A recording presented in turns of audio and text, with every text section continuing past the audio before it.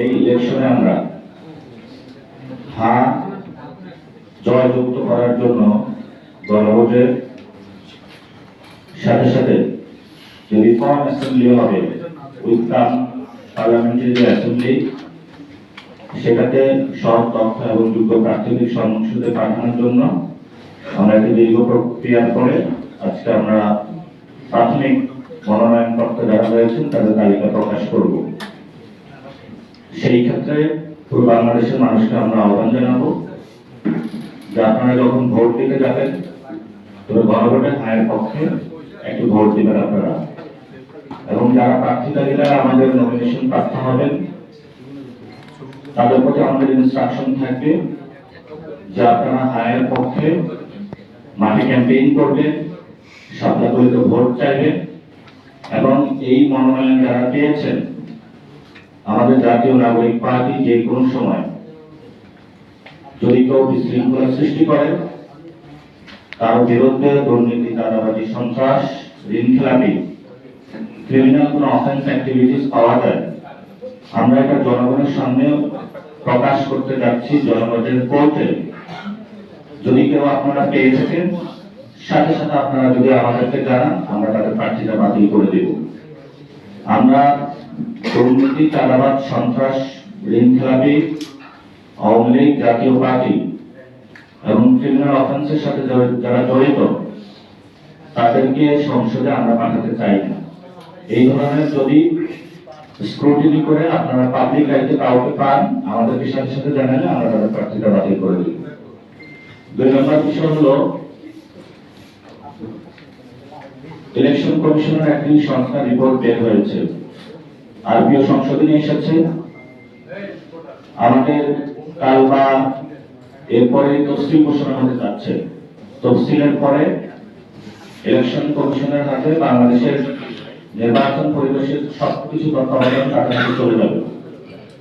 আমাদের যারা প্রার্থী হবেন দলীয় নেতা কর্মী রয়েছেন পুরো বাংলাদেশে, আমরা তাদেরকে আহ্বান জানাবো তফসিল ঘোষণার পরে নির্বাচনী যে নীতিমালা বিধি রয়েছে প্রত্যেকটি পুঙ্খানুপুঙ্খানুভাবে আপনাদের পালন করতে হবে। যদি কারো পোস্টার থাকে, ব্যানার থাকে, সরাসরি গিয়ে উপস্থিত হয়ে নামিয়ে ফেলবেন। আমরা এই ইলেকশনে নির্বাচন কমিশনের যে নীতিমালা রয়েছে অক্ষরে অক্ষরে পালন করতে চাই। একটি সুন্দর নির্বাচনী ব্যবস্থার মধ্য দিয়ে আমরা বাংলাদেশের নতুন পরিবর্তনের দিকে যেতে চাই। সেই ক্ষেত্রে যারা মনোনয়ন প্রাপ্ত হচ্ছেন এবং অপরাপর রাজনৈতিক দল সবার প্রতি আমাদের আবেদন থাকবে নির্বাচন কমিশন পার কোটা যে 10 টাকা করে নির্ধারণ করেছে সেই ক্ষেত্রে বেশি শক্তি এবং টাকার খেলার যে রাজনীতি হচ্ছে সেই টাকার খেলা রাজনীতি থেকে বের হয়ে নির্বাচন কমিশনের নীতিমালা অনুযায়ী ফাইন্যান্সিয়াল পলিসি এবং ক্রিমিনাল যে পলিসিগুলো রয়েছে যে অপরের প্রতি আমরা বাজি ব্যবহার করব না, সেই ধরনের প্রত্যেকটা নিয়ম নীতি মেনে আপনারা মাঠে কাজ করবেন।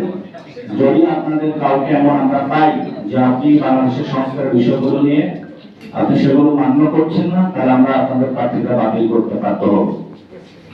এবং কেউ যদি মাঠে বিশৃঙ্খলা সৃষ্টি করে, দলীয় শৃঙ্খলা ব্যত্যয় করে কোন কাজে লিপ্ত হয়, আমরা তাদের প্রার্থীটা বাতিল করব। আমরা নতুন একটি সংস্কৃতির দিকে যাচ্ছি। বিপ্লবের অগ্নিগর্ভের সন্তানেরা আশা করি আপনারা এগুলো মেনে চলবেন। আমরা একটি নতুন পরিবর্তনের যাত্রার দিকে যাচ্ছি। আমরা প্রথম যে তালিকা সেটা 125 জনের তালিকা আমরা প্রকাশ করতে যাচ্ছি। আমরা দ্বিতীয় ধাপে বিএনপির যারা বিদ্রোহী রয়েছেন তবে রিফর্মের পক্ষে আপনারা আছেন, জামায়াতের যারা বিদ্রোহী রয়েছেন, রিফর্মের পক্ষে যারা আছেন, বিভিন্ন সিভিল সোসাইটি যারা সৎ দক্ষ যোগ্য যারা রয়েছেন, দ্বিতীয় তালিকায় আমরা তাদের নামগুলো রাখার চেষ্টা করব। প্রথম তালিকায় আমরা সবার নাম রাখতে পারি না, এই জন্য আপনাদের কাছে দুঃখ প্রকাশ করছি। আমাদের আরো 2টি তালিকা যাবে। প্রথম তালিকায় আমরা সবচেয়ে যারা বিপ্লবী অগ্নিগর্ভ থেকে জন্ম হয়েছেন, বিপ্লবকে ধারণ করেন, বাংলাদেশে নতুন সংবিধান চান, আমরা তাদের নামগুলো রাখার চেষ্টা করেছি। দ্বিতীয় তালিকায় বিদ্রোহী কিন্তু রিফর্মের পক্ষে নতুন বাংলাদেশ গঠন করতে চান এই ধরনের মন মানসিকতা যাদের আছে, যারা আপনারা পেশি শক্তি, রাজনীতি এবং টাকার কাছে হেরে গিয়েছেন বিভিন্ন দলের মনোনয়নে, কিন্তু আপনার জনগণের সাথে কানেকশন আছে, জনগণের সাথে প্রতিনিধিত্ব করতে চান সংসদে, জনগণকে নিয়ে আমাদের দরজা আপনাদের জন্য উন্মুক্ত রয়েছে। আর প্রথমে আজকে আমরা একটি নতুন ব্যালট রেগুলেশনের দিকে যাচ্ছি, আপনারা আমাদেরকে সাপোর্ট দিবেন। আমাদের ক্রাউড ফান্ডিং সেশন যাবে, সেখানে জনগণের টাকা দিয়েই আমরা ইলেকশন করে পার্লামেন্টে হাজির হবো। আপনারা ইতিমধ্যেই দেখেছেন গ্রামের বৃদ্ধ আবলা বনিতা যারা রয়েছে হাসনাত আব্দুল্লাহর হাতে টাকা দিয়ে যাচ্ছে।